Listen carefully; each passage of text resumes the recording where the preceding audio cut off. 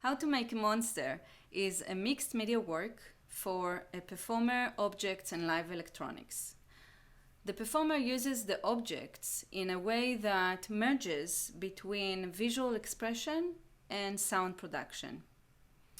The sound-making gestures are highly informed by a script that instructs the performer to use their body, the objects, and their imagination through specific directions. Those directions generate a sequence of interactions between the objects themselves and between the objects and the performer. All this interaction creates multiple references and associations that bring to mind different types of monsters. Above the references, I was drawing a hyperstructure that follows a narrative in which we see the creation of a monster, its growth, and how it captures its own creator at the end. But actually in the middle already, we have this transition that the performer, the creator, also can be seen as a monster. What do we mean by the word monster? Well, quite a lot. In English, we use monster to describe something or someone outside the bounds of acceptable form or behavior. Monster comes from the Latin word that means to show, and we see its root in words like demonstrate. But monsters don't just act monstrously. Their monstrosity is usually pretty visible without much action. Almost any mythical creature could technically qualify as a monster, but from our studies, you probably get a sense that it's trickier than that. Unicorns, for instance, are way outside normal appearance and behavior, but no one calls them monsters. The Sphinx provides another way to think through this. There are actually a number of sphinxes, but most applicable here are the Egyptian androsphinxes, with a male head, like the Great Sphinx at Giza, and the Greek Sphinx, with a female head. The Egyptian Sphinx was mighty and powerful, but mostly considered benevolent, guarding entrances to temples and pyramids, while the Greek Sphinx was considered ferocious and would mercilessly eat those who were not able to answer her riddle. So we might ask, in that duo, which is the creature and which is the monster? Beyond some naturalistic boundary, to get labeled a monster, a mythical creature usually has to transgress some kind of social boundary as well. If you consider it from a psychological perspective, particular brands of monstrosity often embody particular human fears. Shapeshifters aren't automatically monstrous simply because they change forms. Think of Professor McGonagall, or even the Doctor, but because often that ability can be used to deceive. Think Mystique, or lead to uncontrollable urges, like with werewolves. Vampires are another example. They may be a human-bat combo, but that's not really why they're monstrous. Vampires are bad because of their thirst for human blood, which is a pretty serious transgression of social norms. Often, some naturalistic transgression is simply an outward sign of what makes monsters truly evil, what anthropology professor David Gilmour calls an unmotivated wickedness toward humans. This can take many different forms. The most common version is monsters eat people. But sometimes that wickedness is more complicated and has more to do with the person who is afraid than the thing doing the scaring. But why do monsters even exist? Well, lots of reasons. Monsters are often sent by gods to punish humans for some transgression. One of the most common images of a monster in Western art, for example, is the sea monster sent by Poseidon to devour Andromeda. Why? Because her mother Cassiopeia had bragged that she was more beautiful than the Nereids. Humans, just don't brag when gods are around. It never goes well. Luckily, Andromeda was saved by Perseus, and hey, that's another reason to have some monsters around. You gotta give heroes something to fight. Our friend Joseph Campbell, among others, has identified the basic pattern of hero versus monster stories. It's a three-part repetitive cycle where the monster mysteriously appears from a dark shadow world to menace some previously peaceful locale. After the monster brings death and destruction, the besieged community calls upon a hero who saves them. The community rejoices, only to have the monster or one of the monster's kin return and restart the cycle. The sounds in the piece are formed as waves of energetic growth that is cut in different points on the scale of intensity and then start over from another point in that scale. Basically, a wave of energy like that starts from a physical movement that has a dual mindset. On the one hand, the performer has to think about the character or the type of gesture or association or image that I instructed them to think about and kind of act through that while thinking about the exact sound production that needs to come out from the movement of the objects and the relationship around the table.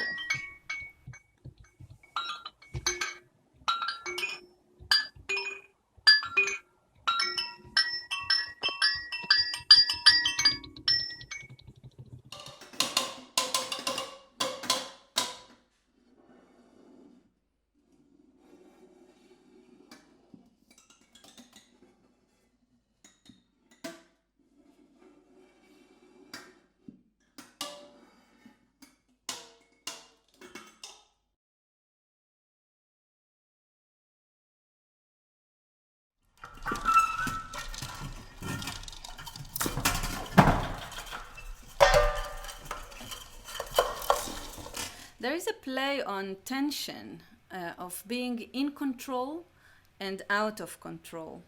And that causes the rhythm to accelerate, and there is a rise and fall of the dynamics. And that's why there is a really wide dynamic range in the piece. Now, all those sounds that are created acoustically are being processed through a max patch that then granulates it and creates all kinds of delays and freezes and especially re-synthesize it. This creates another layer of associations through sound. Sounds that are potentially representing all kinds of types of monsters. We hear plucks, clangs, screams, scratching, friction, sudden attacks, low tones, stuff like that. Looking at the concept of a monster carefully, one can find how hugely important it is to our life. We are afraid of monsters or afraid from the existence of hidden monsters, yet we also desire it. We want it to be there. Little kids are after monsters since perhaps they want to experience fear on the one hand and heroism on the other hand. This is something I think we carry all our lives in different forms.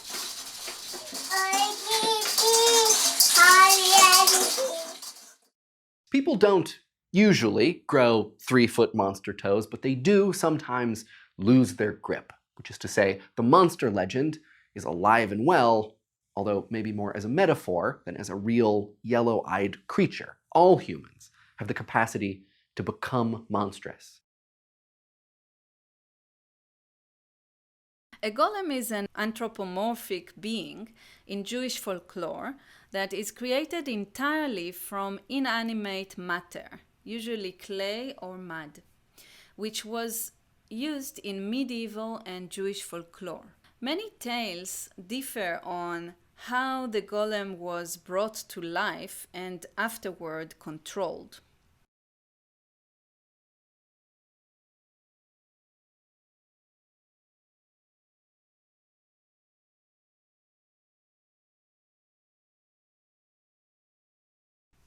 According to Moment magazine, the golem is a highly mutable metaphor with seemingly limitless symbolism. It can be a victim or villain.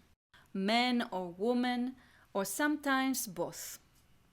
Over the centuries, it has been used to connote war, community, isolation, hope, and despair.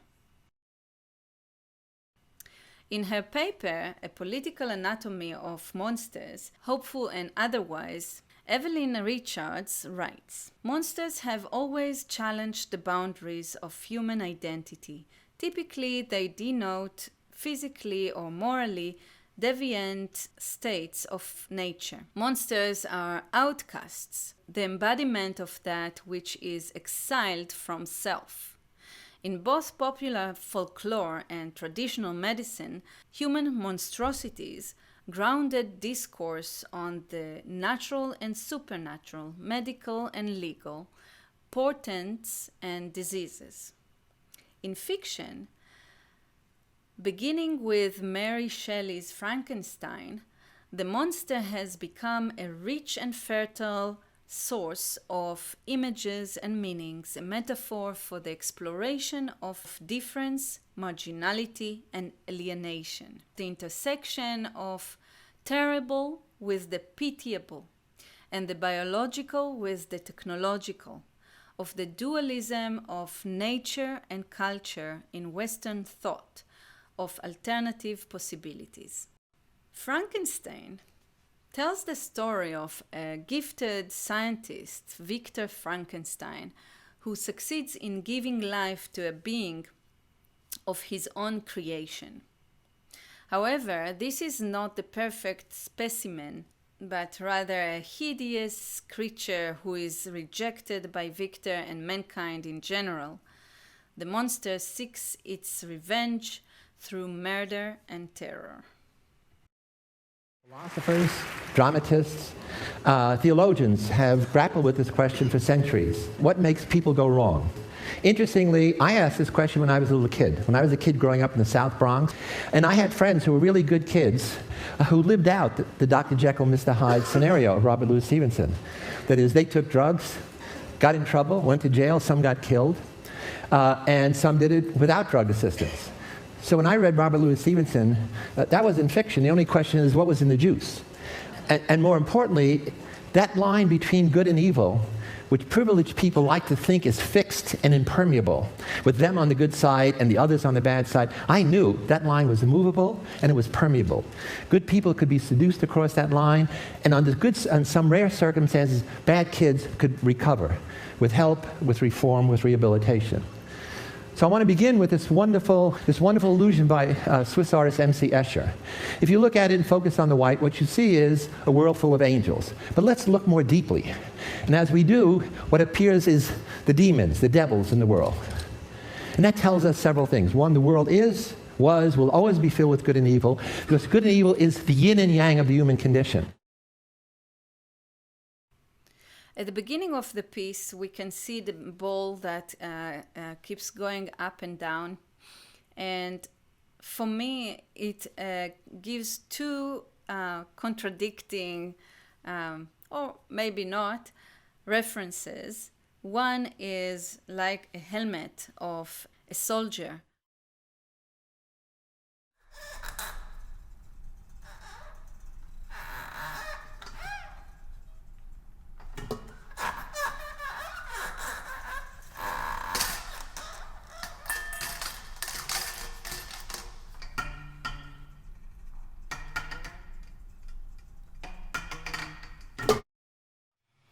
On the other hand, it looks a little bit more like a video game creature that is normally round with a mouth, like a Pac-Man or something of the sort, which is also some kind of creature that is just silly. And by the way, silly creatures, here are many different types of images from media of creatures that are like monsters but are cute and silly and also scary at the same time. Later in the piece, the army idea comes back.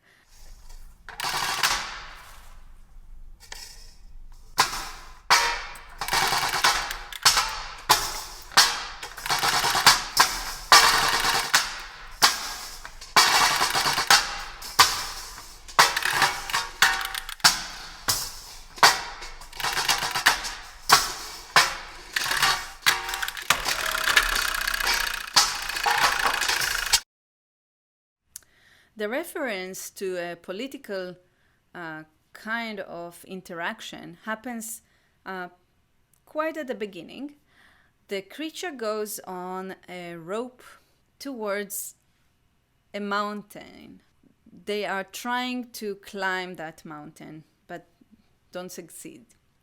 So they go back, bring a ball to take a leap on top of the ball.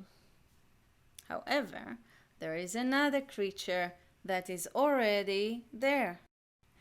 And that creates a conflict and basically a fight about territory.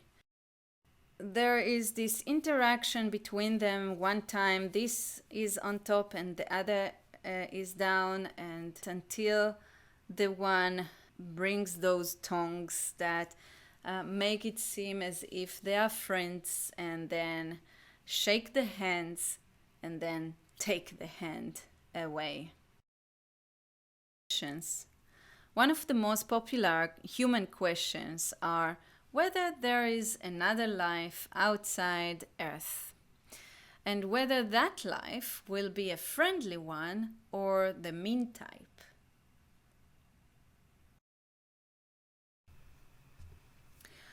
Through the process of making the piece, I investigated in all those different bowls and all the different types of sounds that they can make, and the objects that relate around them. I would like to show a little bit of the process, since I actually videotaped myself for the sake of finding the right materials. The way it's being done is that I basically at first just improvise with the objects and try out things, and I just videotape everything. And I keep refining and finding the little gestures that exactly make those merges between something that has a potential to be visually interesting and useful to my theme, and at the same time has a very intriguing sound. So it was very, very intensive process. It really alternated between doing, watching, examining, thinking, reading, searching, coming back, writing, all the time. And until I found the right sequence, it just took a long time. So I would like to show you some moments in that process with things that eventually went into the piece and things that didn't.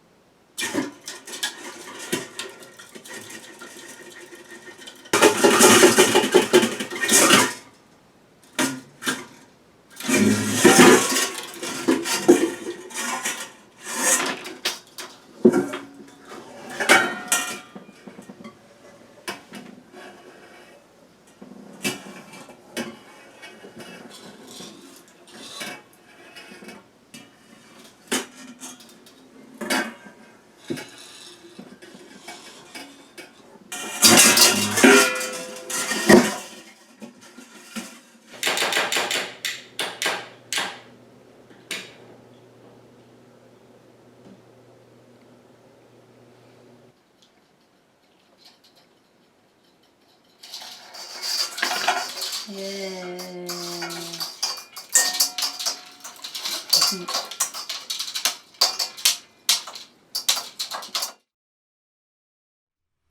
I hope you enjoyed it and that it explained you maybe different things that you wondered about while watching the performance. And I am super happy to get any kind of question or comment to create some sort of a dialogue. So thank you for watching.